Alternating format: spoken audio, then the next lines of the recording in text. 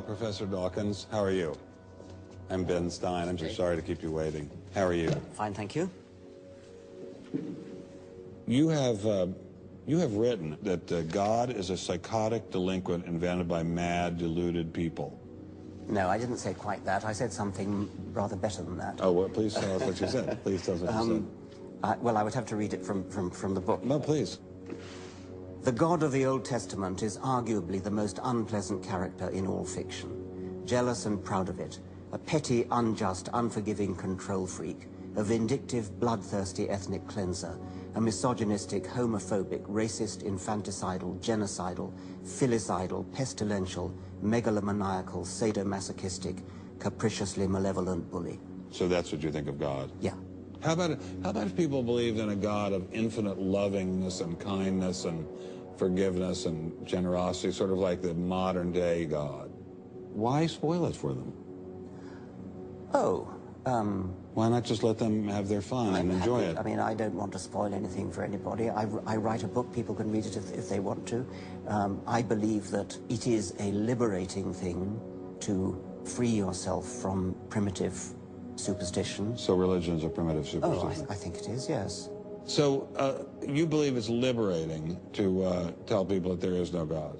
I think a lot of people, when they give up God, feel a great sense of release and freedom. Why do you think that? I mean, what's your dad? What's your scientist? What's your data? I think, well, I've had a lot of letters saying that, and I've... There are 8 billion people in the world, Dr. Dawkins. How many letters have you had? No, I haven't done that. That's quite true. Professor Dawkins seemed so convinced that God doesn't exist that I wondered if he would be willing to put a number on it.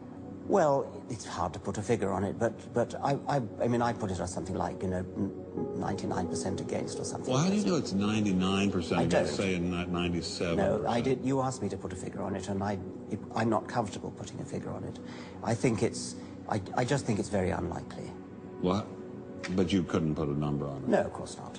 So it could be 49%. Well, it would be. I mean, I think it's unlikely, and it's quite far from 50%.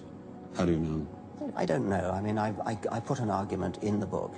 Well, then who did create the heavens and the earth? Why do you use the word who? You see, you immediately beg the question by using the word who. Well, then how did it get created? Well, by a very slow process. Well, how did it start? Nobody knows how it started. We know the kind of event that it must have been. We know the sort of event that must have happened for the origin of life. And what was that? It was the origin of the first self-replicating molecule. Right, and how did that happen? I told you we don't know. So you have no idea how it started? No, nor has anybody. Nor has anyone else.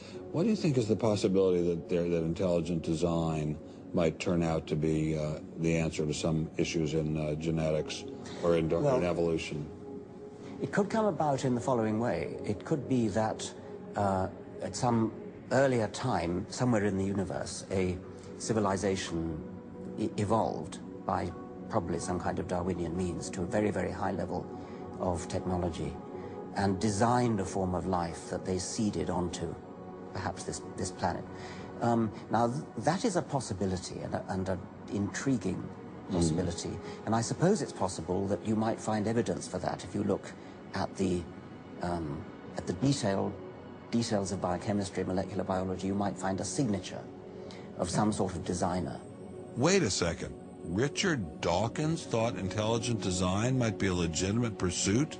And that designer could well be a higher intelligence from elsewhere in the universe. Well, but that higher intelligence would itself have had to have come about by some explicable or ultimately explicable process. It couldn't have just jumped into existence spontaneously. That's the point. So Professor Dawkins was not against intelligent design, just certain types of designers, such as God.